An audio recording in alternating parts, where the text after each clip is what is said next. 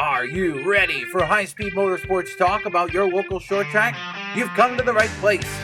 Get ready to hear from some of the top stars of Seekonk Speedway right here on the Race Day Rewind podcast series. We'll hear it all, from pure excitement, the disappointment of coming so close, the frustrations of contact on the track, and the thrill of winning a race or a championship. The Seekonk Speedway podcast series is a production of Souza Media. Now let's get to the show. Hey, welcome into the first Seekonk Speedway Action Track podcast for the 2023 season. Part of a two-part series as we preview the NASCAR Saturday divisions. Opening day getting set for Sunday, May 7th. If you're new to the podcast here at Seekonk Speedway, welcome. If you're a returning listener, hello and welcome back to our 2023 season. Been a long winter, everything's in the books, and excited to get the 2023 season rolling here coming up on opening day. Sunday, May 7th, the first green flag drops at 2 o'clock. And the NASCAR Saturday divisions, the Pro Stocks, the late models, the Helger South Coast Power Equipment Sportsman, and the Chaz's Auto Body Sport Trucks, all in action. 2 o'clock, as I said, opening day.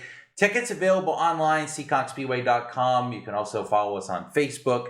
And definitely suggest you visit the website and learn more about our 2023 season. Should be quite the exciting one. And in this edition of the podcast, we're going to preview the season rather briefly for the Helger South Coast Power Equipment Sportsman and the Chaz's Auto Body Sport Trucks to get a little bit of an insight on what's going to happen, how it's going to look, and maybe who some of the major players will be as the 2023 season gets underway. To join me on this edition of the podcast is, of course, the race voice, Kevin Boucher. And Kevin, overall, another great schedule lined up for this year. Certainly excited to see how everything shakes out. And coming off that phenomenal Saturday night finale last year in the inaugural Sunoco Drive for the Cup, we've got three drivers, with Mark Jennison winning 2 championships, coming back this year and looking to defend titles. That's always exciting to watch. But all of these divisions have their own storylines that we'll be watching as we move into the season. You know, it's one thing we saw last year with the storylines that came out of that Sunoco chase for the Cup, and you couldn't script that any better than what we had last year. And it really excites me for 23 on what we've got coming up. We've got a great schedule and some great talent coming up through the ranks. Yeah, it certainly does. Of course, some of these drivers, as Kevin mentioned, moving up from our Fast Friday series to our Saturday night program, and that's always exciting to watch. Some of our Pro Stock competitors, including a man like Dylan Estrella, who's returning this year, came from the Seekonk Youth Racing Association years ago. So should be exciting to see him get back to the Pro Stocks. But before we get to the Pro Stocks, let's start with the Chaz's Auto Body Sport Trucks and try to break down a little bit what's going on here. Last year, Rick Martin, of course, dominating this division, winning a ton of races in a new partnership with Ed Silva and the group over at Richie's Insulation. They bring out a nice new truck and pretty much spanked the field for a good portion of the season. So many wins during the year and winning the championship last year. Kevin, let's start there. Man, he's going to be tough to beat. You look at this division, you look at the talent, which is pretty good across the board. There's going to be a lot of competition, but man, it is going to be tough to beat that 14 truck. And it seems like if you're going to want to win the championship, you're going to have to go through him. There's no doubt about that. He brings a level of experience to that division that it really needs. And everybody else around him has stepped up their game over the past season and a half. We've seen that with the different trucks coming through, the different drivers that have had some success there. And, you're right. It's going to go through Westport to get to that championship this year. He's got to be one of the favorites. But the Achilles heel is that Final Four. Anything can happen in that final night, which we've seen. Yeah, we certainly saw that last year across the board. You remember back to the Sportsman when Chad Baxter dominated his season and kind of lost it there in the final corner to Craig Bianca. So, Martin's certainly the favorite in this division. You're right. We've had 2 drivers become part of the Busch Light Women in America Motorsports Challenge, and that is Amy Arsenal and Brittany Campbell. Both of these drivers were selected to this little challenge here If you're looking to learn more on that, visit SeekonkSpeedway.com. Follow us on Facebook. Brittany was the most recent of the members. It's called the Busch Light Accelerate Her program. And as part of the program, Women in Motorsports North America teams with Busch Light to support females who chase a career in NASCAR, including in short track racing. And there's a point system that's going to be followed over the course of the year. Over the last 2022, 2023, and 2024, Busch Light is spending $10 million to promote this program. It's quite the big deal, and really excited to have both Brittany Campbell and Amy Arsenault racing for what is $125,000 as the winning championship prize over the course of the season. Now, there's a ton of female drivers in this. We're lucky enough right here at the track to have two of them, Brittany and Amy, and excited to see them battle. Kevin, you got those two. Of course, going to be a major contender this year. You've got Mike Duarte, a former champion in this division. Jake Veneta was really strong last year again. Mike Cavallero. And those are some of the other contenders here. You look at a guy like Bobby Tripp returning this year for Everett Auto Parts in the Roy Andrade number 88. You got Tom Scully III, Darrell Church, a veteran of this division. I mean, what about some of these other guys? Are there others that stick out to you as you look at that are going to be able to compete with Martin and maybe try to knock him off? It's going to be tough, but I think you mentioned all the challengers on there. Let's get back to Amy and Brittany for just a minute. Two young ladies who bring a lot to the sport. Both very well represented with their teams. On and off the track, they both do a lot, and it's great to see them have some success, like joining the Busch Light racing team. That's going to add a lot to their portfolio this year. Both are winners in this division. Both have been championship contenders before. So it's going to be interesting to see how they stack up this year with that little added pressure, but little added support as well, going up against some of these guys. You mentioned Bobby Tripp coming back, and a couple of years ago, he was definitely in the thick of the championship chase right down to the final laps. And that Roy Andrade truck has always been right there at the top. So he's going to be one of those top contenders when it comes to Rick Martin. Jake Veneta, if he can get rid of some of those headaches that he had last year, he's going to be strong as well. Mike Cavallero, if he can keep that truck in one piece, he's a six-time champion in the trucks. You know he's going to be tough to beat. It's going to be a fun season to watch. And last year, over the past year and a half, we really see a resurgence in the truck division, getting stronger and more competitive each week.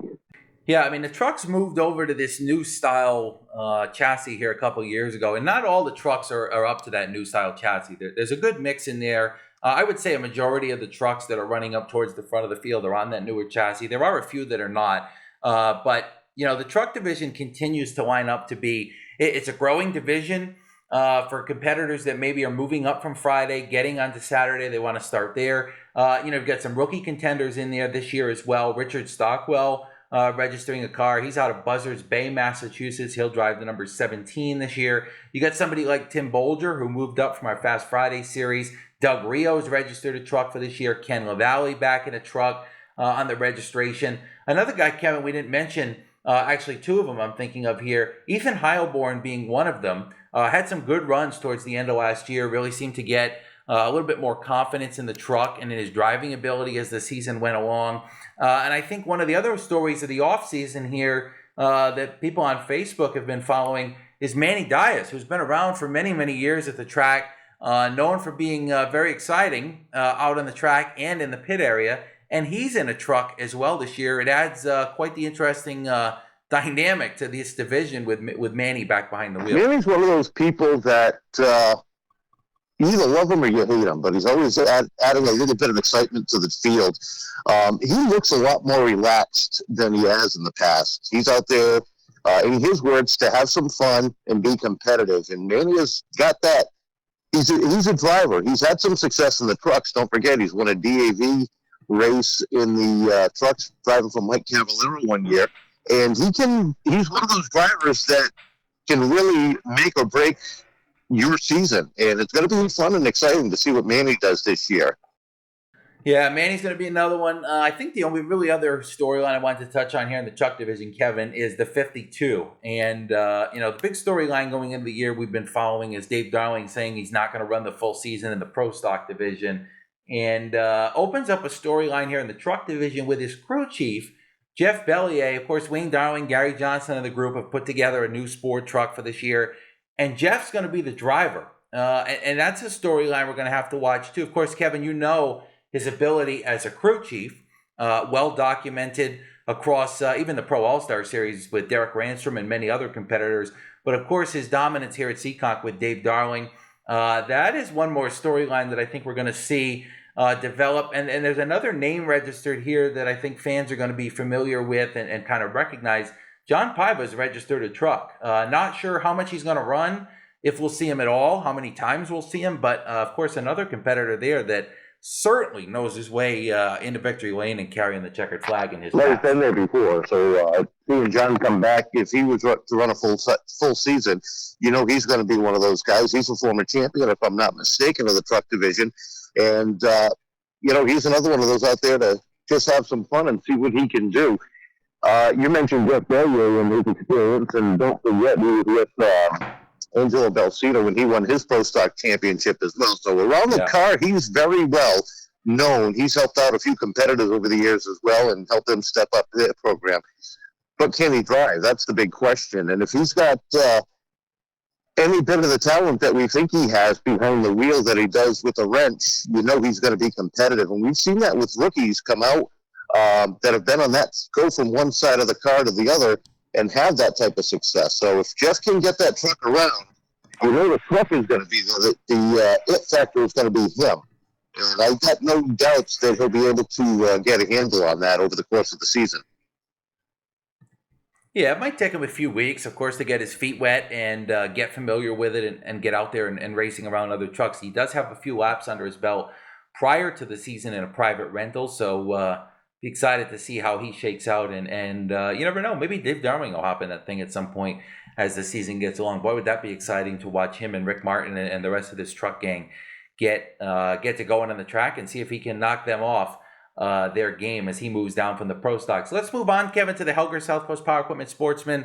Of course, you've said it many times. I agree. One of the most exciting divisions in all of New England, known for three-wide racing, known for excitement, known for beating and banging, and not going to be any different here as we roll into this year. Kevin, last year I went back and listened to our preview podcast a little bit from 2022 as we started preparing for this season, and we picked 3 out of the 4 in the Final Four. We had Craig Pianca, we had Ed Perry, and we had Chad Baxter. So we did pretty well there. I don't know if we'll do quite as good here this year, but again, this division exciting going into the year, and I know Craig's the defending champion, but he's going to have a tough time repeating, as I think any champion would in this division, given the fact that you've got Chad Baxter, you've got Ed Perry, you've got Steve Axon, who's at least planning on trying to compete and make it into the playoffs. You've got Ryan Lynham, who's going to come out and try to make the playoffs and try to run for the title. You've got Adam Petty. This division as well, Kevin, flooded with storylines as we move into the year. The Sportsman division is the most competitive division we have, and it has been for the past, 15, 20 years. You see some names dominate at times, but the competitiveness and the will to get there, it's almost like the last survivor. The guys are all good. The guys all have talent. They all have fast cars. It's who can get there first. And, you got a new gear rule this year. That's going to be a little challenging for some of the drivers to get used to, because they're used to a higher gear range, which means it comes off the corner a little bit quicker. The RPMs are a little bit higher, so there's a different feel to the car. That's going to change the way some people drive. And it's going to be interesting to see who can adapt to that the best with different things in their car as far as setup and how well they can adjust over the course of the season.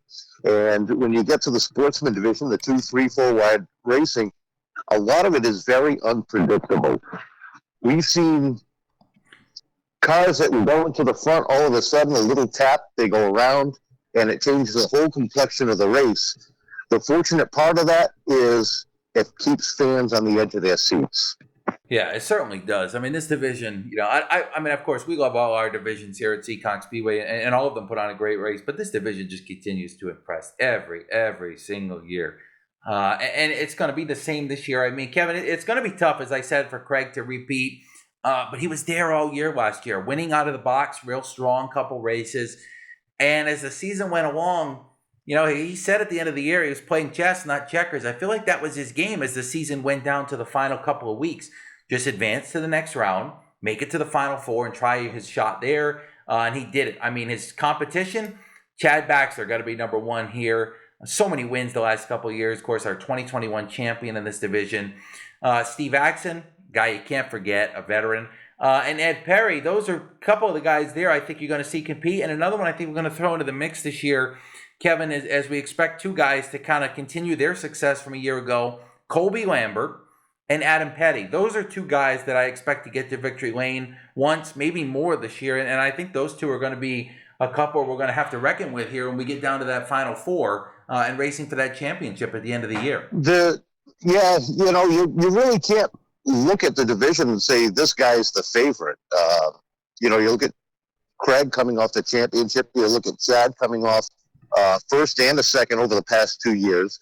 You really can't say those are the guys to beat. They are, but there's so much more to that division that can change the complexion of anything. It's a 25-lap sprint, and your fast guys are usually starting towards the back of the field. There's a lot of passing going on. There's a lot of anything can happen. And we saw that last year in the championship race. Chad made the decision to go around Adam Petty over the final couple of laps. Adam's a tough competitor. He is going to give you everything he can to try to beat you. And when he did that, that opened up the door for Craig to sneak on by. So, there's one little thing that can change the whole season, and it can happen to any of those drivers. Yeah, I mean, it's definitely going to be something we're going to watch each and every week. And of course, making that top 8 and making it into the playoffs is everybody's goal as the season gets underway. For some of these guys, it's going to be easier than others. I mean, if Craig Bianca, Chad Baxter, Ed Perry, if those guys don't make the top 8 and make the playoffs, I'll be completely shocked. I'll be floored. But as it get closer to that 8th position, there's some guys that we haven't mentioned that could be a factor for that spot. Chris Rio. Chris Gomes returning in a Sportsman this year after doing some late model racing. Of course, I mentioned Ryan Lynham. I expect him to be there. Cody Tripp, different car for him this year, was kind of getting a little bit more up towards the front of the field at the end of last year. We'll see what he can do. Don Perry, another name in a different ride this year. Tyler Almeida made the 6 in the final 6 last year in this division. So there's a ton of storylines here. We haven't mentioned Scott Zerodinsky Jr. The 22 car is registered, no driver yet. Of course, going to be Scotty if he gets behind the wheel. But he's got a late model registered. Is going to be a rookie contender there for some races. So we'll see if he, dabbles into the sports. And if he does and he decides to run a full year, look out. He's got some speed there and going to be another contender for the top 8. I think this is our one division going into the year where the top 8, we could see some guys in that top 8 that we're not thinking about right now. Doug Benoit, another one, a Fast Friday champion in the pure stock. So, Kevin, I think the last point we'll touch on here in the Sportsman, I'd like to touch on Ryan Lynham. I mean, talking to him as the season gets going here and preparing for what he's doing, planning on running a decent amount of races in the Sportsman. Honestly, at this point, going to see how it goes and maybe make the playoffs and see if he can make a championship run.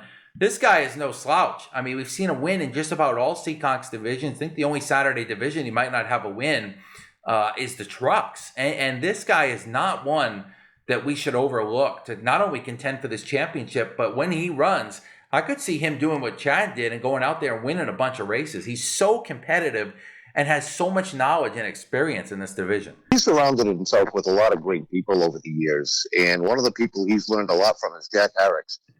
Who has been behind Rolly Lindblad's success for well over 30 years. So for him to get behind the wheel of something that he knows how to set up is dangerous. And he's been doing that. He's won Sportsman Championship. He's won Late Model Championship. He's been a contender in the Pro Stocks with wins. He's going to be one of those guys, if he does commit to the season, that I firmly put him out there. And I'm going to throw another name out there, another former champion coming back, is Mike Mitchell. He is going to be driving a second car out of the Steve Axon stables, brand new car built by Jay Steely, and Mike is one of those drivers who knows how to get it done. Yeah, that's another name I hadn't considered either. I mean, this division's got so many names, it's hard. It really is. It's hard to keep up with them all. Caleb Marcoux, Another one registered again for this year, Mike Rotundo with a Sportsman for this year, while also going to run in a pro stock. There's others here that I haven't mentioned that are certainly going to be at the track weekly and trying to run up front. Crystal Sirodinsky in a partial season, Randy Moretti, Jay Steele himself with a car registered. The Sportsman division's got so many names there to watch. And, if we didn't mention your name in your listing, apologies. We've covered a lot of the division here, but there's others out there for sure that are going to be competitive in this division and try to get to victory lane. And not only try to get to victory lane, but try to make those playoffs and get in the position that Craig was in going down the wire. So as we wrap up here in the Sportsman, Rick Martin, the defending truck champion, going in, looking to repeat and go back-to-back and add another title to his historic career at the Action Track of the East. And Craig in the Sportsman division going to try to hold off some challengers in a very competitive class for the Helger South Coast Power Equipment Sportsman. Want to thank Helger South Coast Power Equipment for the Sportsman sponsorship again this year, and Chaz's Auto Body back on board to sponsor the Sport Trucks. These are Division 4 and Division 3 divisions. We're going to take a quick break on the opening edition of the Action Track podcast for the 2023 season. When we come back, we'll preview the other two NASCAR Saturday divisions, the weight models and the pro stocks, as we roll into 2023.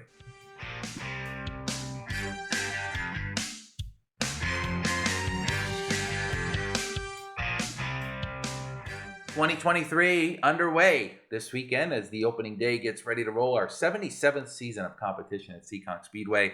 We are excited to see those fans back in the stands, feel the rush of the race cars going around the track, and certainly to see the roar of the cars. It's going to be quite the exciting season once again. We've got a great month of May lined up. If you're just joining and haven't seen the schedule, go online, SeekonkSpeedway.com. June's going to be great as well with the return of the American Canadian Tour coming up on June 3rd. And as we roll into the late model division and our 2023 preview for this class, that's going to be exciting to watch. They've got 3 races in May. They'll be off on that first Saturday night, June 3rd. But 90%, I would say, of those competitors that are towards the front of the field are going to be running with the American Canadian Tour in their Spring Green 123 lap event. That's coming up on Saturday, June 3rd. Let's roll into this late model division. Our defending champion, of course, winning both the championships in the late model and the pro stock last year, was Mark Jennison. That final lap stretch coming down to the wire was one of the most historic moments in Seekonk Speedway history. Of course, last year, jumping into this drive for the Cup, a lot of surprises going on in the playoffs, and that was, of course, certainly the highlight moment on the highlight reel if you go back and look at the playoffs and what happened there. And Kevin, let's start there with those 2 names that contended there in the final corner for this championship. Mark Jennison, of course, the defending champion, and Chase Belcher. How do you stack up their chances here? First, Mark to repeat and Chase to get back to that point and have a shot there in the final couple laps in that final 4 in 2023. I think it's going to be easier for Chase than it is for Mark as far as getting to the top at the end of the year. Mark has really put a lot on his plate running both divisions over the course of the year, and last year it absolutely worked out for him. And would love to see it happen again, but, with everything going on, he's got a new car, so he's going to have to learn that, get that set up right. Chase is coming out, and he's driven. I talked to him a few weeks ago, and he's got that eye of the tiger look to him, that when he's got that look, he's going to be tough, and he knows his way around the racetrack. He knows his job behind the wheel very well, and he's proven that over the past several years. He's probably, in my eyes, one of the top contenders for the championship. I put Mark up there as well, but I think it's, when you look at those 2, I'd look at Chase before I do with Mark this year. Yeah, I would agree. I think Mark's going to have a tough time repeating in this division. And that's not a knock on Mark at all. We're not knocking his ability to repeat as champion. The fact is, this is competitive. I mean, there are literally 6, 7, maybe even 8 drivers that I could throw out there right now that if they run a full season, we could see them in that final 4. And, maybe more. There might be more out there. So Mark's going to have a hard time repeating. You mentioned the new car. It's going to be a factor to get going. If he figures that thing out, he's going to win, I'm sure. He's going to get to the playoffs. He's going to have a shot at getting to the Final 4. And I think in this system, that's about all he can ask, right, is to get to the Final 4 and have a shot at a repeat. Belcher, you mentioned, a former truck champion, clearly knows what he's doing in the late models. Won some races in the summer last year consecutively. I think 3 in a row at one point. I mean, he's going to be one to watch as the season gets along, too. You know, there's a couple others that I'm looking at here, Kevin, as ones we're going to watch. Jerry DeCasperi Jr., of course, had a very impressive year last year. Came up short in that final night in the drive for the Cup, but clearly winning races, running on the podium, fast car. Richie Murray was strong last year as well, running in the top 5 consistently, picking up his first career win on opening day, coming out and running top 5 most of the year. And Vinny Renegado, another one, Kevin, with a new car going into this year. His former car is going to be driven by Connor Souza this year. Vinny with a different chassis. And talking to Vinny, very excited about his chances going into the year with a setup that he's very comfortable with and a brand new ride, which you can't beat that. I think, Kevin, those are the 3 guys that we look at. Jerry DeCasperi, Vinny Renegado, 2 former champions clearly there, and a former truck champion in Richie Murray. Those are kind of 3 of the guys that are close as you look at the final standings from last year that might be able to really have a shot along with Belcher at knocking Jennison off. Those are some of the contenders. There's no doubt about it. Watching them come up through the year, Jerry said he wasn't going to run a full schedule this year, so it's going to be interesting to see how that works out. He's lost his crew chief over the year. Brendan has decided to go down south and work with a shock company. So he loses a part of his team. How that affects him is going to be difficult to say. He's always surrounded himself with some good people. So what is Jerry going to do this year? Does he scale back and just run part-time? Does he do what Charlie Rose does and just race at different tracks over the course of the season just because he wants to? Jerry's got nothing to prove. He's a 7-time late model champion. Last year could have been 8. He was right there, right till the end. So that's going to be an interesting thing to see what Jerry does this year. You got Josh Hedges, who's coming out with a renewed vigor after struggling over the last couple of years. You got Connor Souza coming up into the late models, and in the 3 races that he raced last year, he showed that he's one of those drivers that can get it done. The late models are a big question mark as far as who can make the final 8, who can make the final 6, and who can make the final 4, because it is such a competitive division. And I didn't see his name on the roster yet, but it'll be interesting to see if former champion Luke comes out and races full-time. He's one of those drivers that showed a lot of potential last year as well. Yeah, I mean, there's some other names here, too. You mentioned him. You mentioned didn't mention a couple names here that I had listed down as well. Nate Tracy in the 0, Ryan Soulier in the 4. Ryan Vaness is registered a late model. Not planning a full-time schedule, but we're expecting to see him out there on and off as the season goes along. We talked about in the Sportsman segment Scott Severdansky Jr. He's got a late model registered, planning on running some races this year. Tyler Tomasi planning on making his return in this division as well. Charlie Rose, always a threat when he shows up to Seekonk. Don't expect him to run a full season, but always a threat certainly to get to victory lane in that number 91 when he appears at the track on a Saturday night. And one more name, Kevin, I don't think we've talked about it all here in this segment so far, is Jacob Burns. I mean, Rowdy really impressive in the summer last year with a setup from Mike Vaness. He was one to watch as the season went along, getting to victory lane. I believe he might have won the opener of the playoffs to advance to round 2 and then had some trouble in the second and third round, of course, getting knocked out there. But another name there, Rowdy Burns, who's been running legend cars consistently, is going to continue to do that while running in the late models and going to run on Fridays in the legend car, also running some Nell car races in that legend. He's going to be a threat here as well, I think. I mean, is there one guy, Kevin, you look at in this division and say he's the favorite? Because to me, I named 5, 6, 7, and I don't have any idea how this is going to shake out. You know some of these guys are going to win. Vinny Renegado, Jerry DeCasperi, Mark Jennison, Richie Murray. You know those guys are going to win. But when it comes down to that final 4, there literally is 8 to 10 names here that could make it and could contend.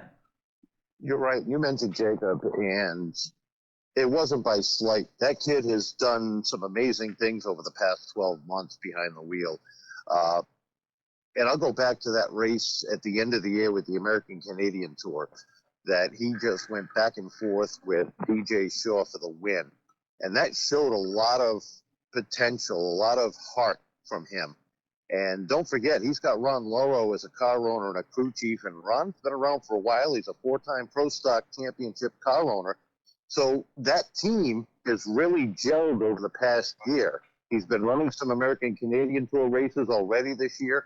So that seat time is going to be valuable for him to get ready for the season at Seekonk. And he's one of those guys that could really, I don't want to say surprise people because he's shown those flashes, but he could really set the division on end if he goes out and continues running the way he has been over the past year. Yeah, definitely. I could easily see Jake making that Final Four and competing for this championship in 2023. This division, like the Sportsman, to me, probably on NASCAR Saturday, all of our divisions are competitive, don't get me wrong, but when you look at the late models and you look at the Sportsman and what these two divisions have for competitors in them, they're the best of the best. And a lot of these guys could run just about anywhere in New England. I mean, you mentioned Jake running on the ACT Tour. We've seen a lot of our competitors do that and run well, not only at Seekonk, but grabbing top 10 finishes on that tour at some other tracks. The American Canadian Tour, no slouch.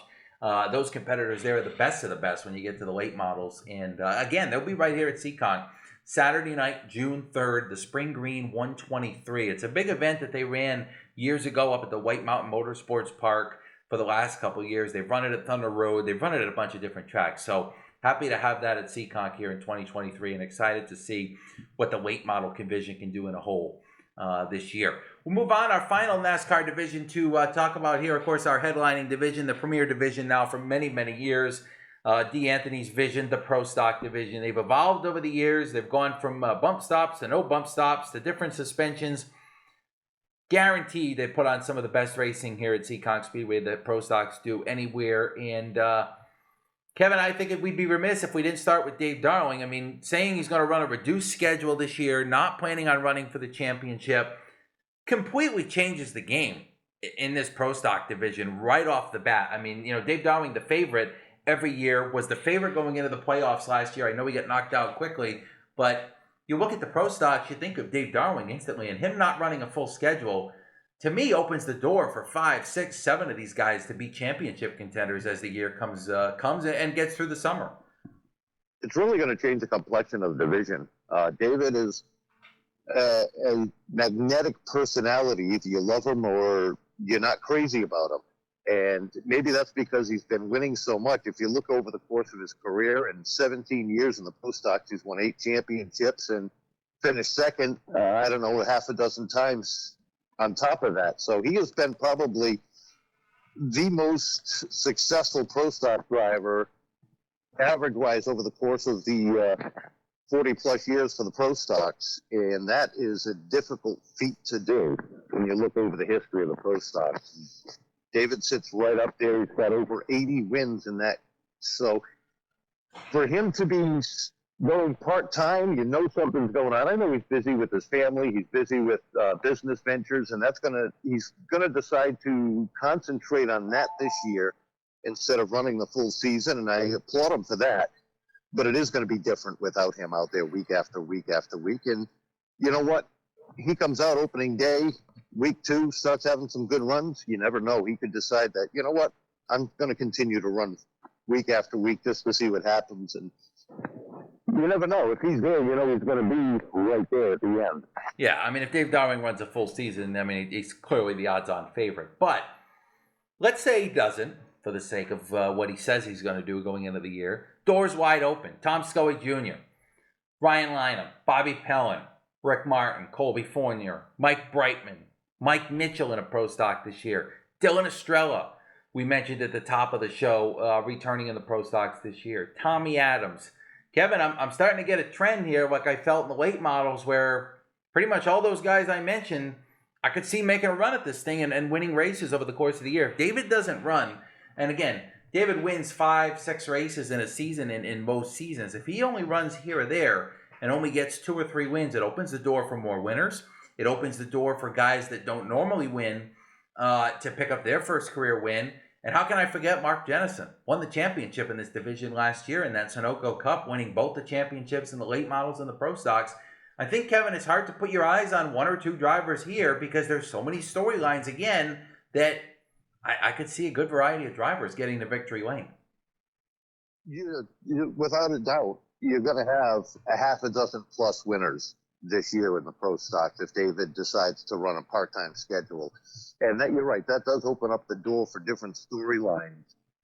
You mentioned Tommy Adams coming back. He ended his season in a rough way last year.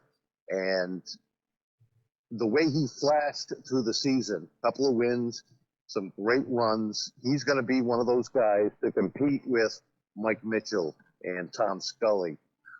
Those are probably the top three drivers that I can see going into the season, along with Mark Jennison, that really have the focus on them. Dylan Estrella coming back this year.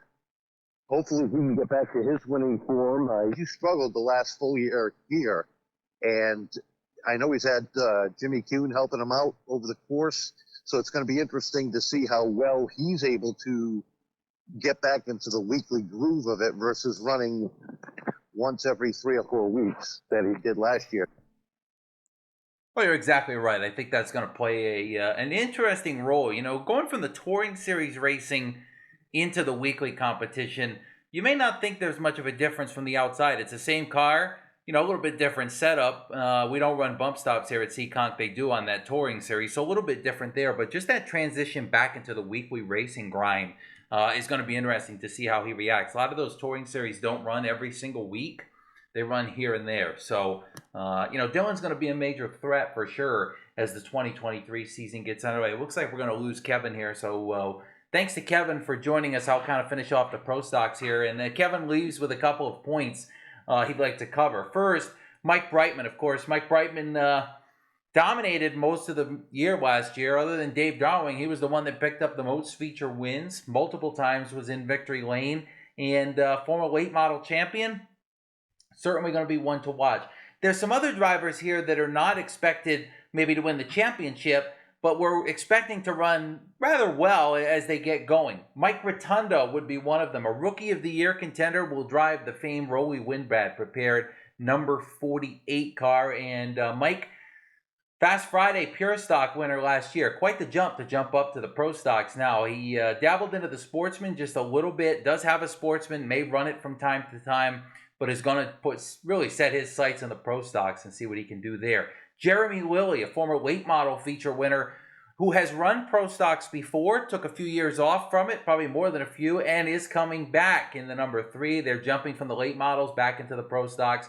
So we'll be interested to see how Jeremy does as the year gets underway. Darrell Stanfield, another name, a veteran that's been around a long time. We're expecting to see him in competition. Ryan Soulier going to run at least a part-time schedule in his family-owned ride. He's going to be a Rookie of the Year contender this year. Kenny Spencer, who last year, unfortunately for him, did not have a very good year at all. I know he almost won a race at the end of the year, but not one of the years that Kenny Spencer is shining about last season. He's going to look for some redemption this year in the number 0, the Janine's Machine. He's going to be one to watch as the season gets underway. Ryan Vanessa is registered, not planning on running a full schedule, but we'll see him from time to time. Kenny LaValle, a truck competitor, regular there, is registered in a pro stock, the number 22. And he'd be a rookie contender if he runs. Mark Henshaw Jr., another one. Dick Benoit, who's had some spurts of success in the pro stock division, been racing a long time. He'll drive the 47 out of the Danny Cabral Racing Stable. And Reese Bogue, a late model regular last year here at Seekonk, also registered to drive out of the Danny Cabral Stable in at least a part-time schedule. Kevin Casper, another name we have to mention and watch this year, planning to return to Seekonk after a couple of years touring himself. And Kevin's going to be a threat to pick up feature wins definitely throughout the year. I could see him making it into the playoffs and the final 8 and certainly being a contender when it comes time to trying to define the championship. Again, this pro stock division, if Dave Darling runs, totally different game. If he doesn't run the full schedule, he's certainly going to run some races and be competition to win in those races. But if he doesn't run the full thing, look out for some of these guys to try to make a heavy push to not only win a bunch of races, but also contend for the championship in the Sunoco Drive for the Cup. So the favorites in this division, a lot of them. Honestly, like the late models, the Sportsman, and even the sport trucks, all of these divisions have a lot of favorite names you could consider. Tom Scully Jr., Bobby Pellin, Rick Martin, Colby Fournier, Mike Brightman, Mike Mitchell, Dylan Estrella, Tommy Adams. The list goes on and on in this pro stock division. And going to be interesting to see as the 2023 season gets underway on Sunday, May 7th. how the pro stocks react. We're going to take one more break on this week's edition of the Race Day Rewind. Our 2023 season preview is not quite over yet. We're going to take a look at the schedule, what's coming up on upcoming weekend ticketing, and much more. Stay tuned around the break.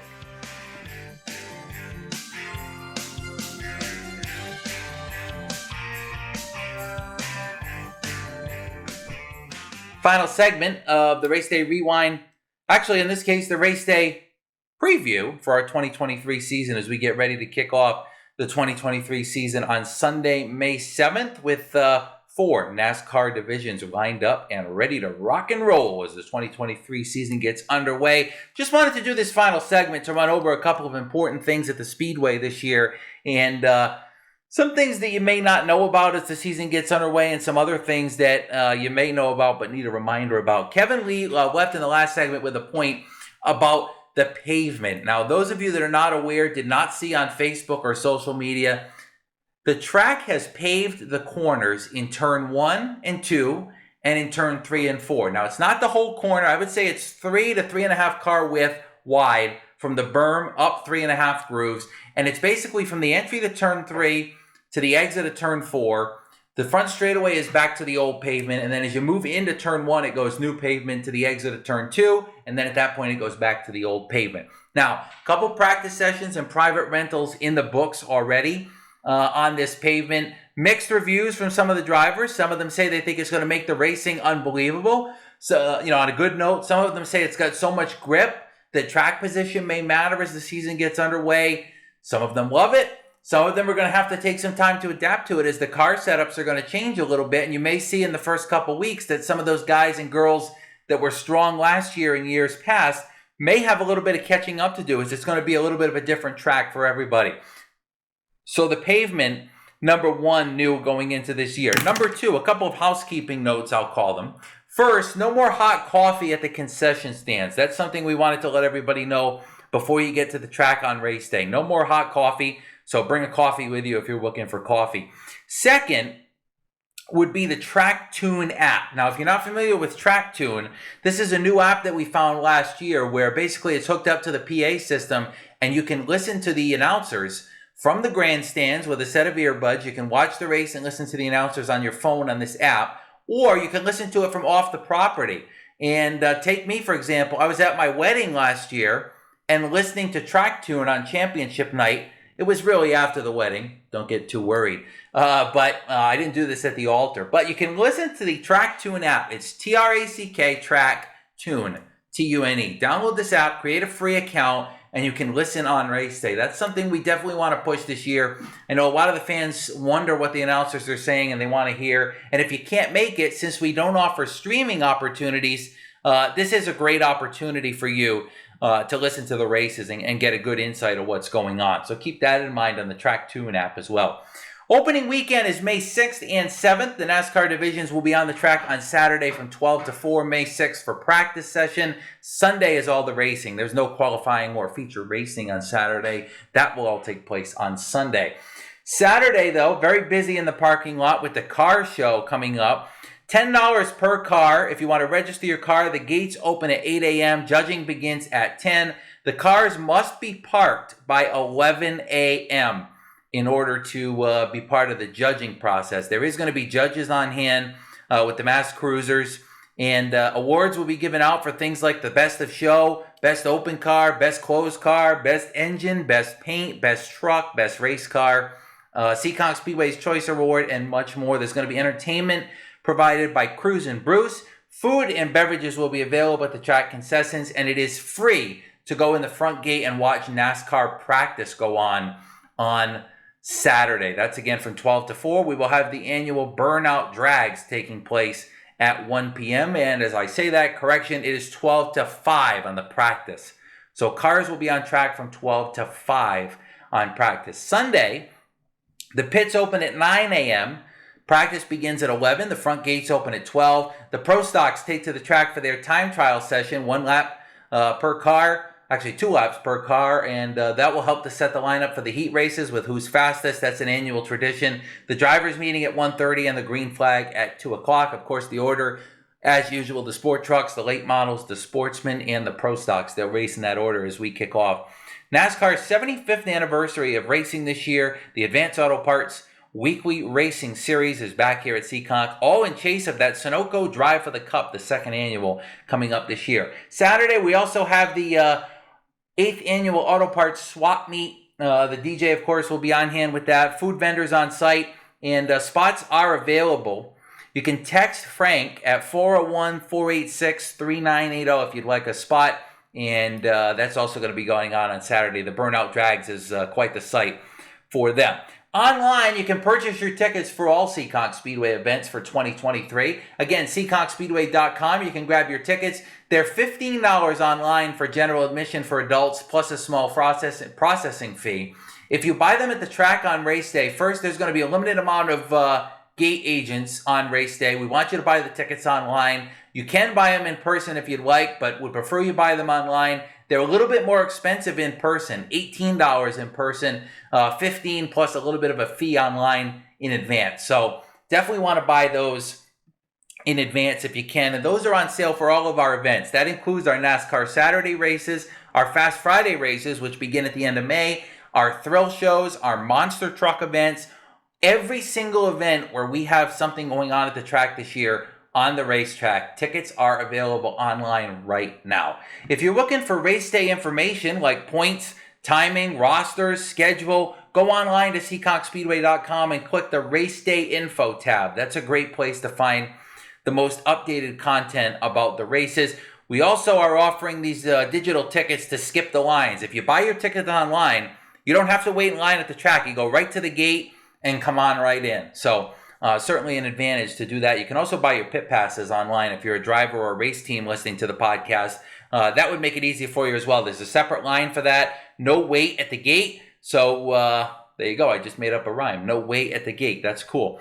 So there's a lot of different things going on this year in 2023. See online, check out our schedule, and join us on opening weekend. Again, Saturday, May 6th, the practice and the car show. And then on Sunday, May 7th at 2 p.m., the racing gets underway for the 2023 season on NASCAR Advanced Auto Parts Weekly Series Racing.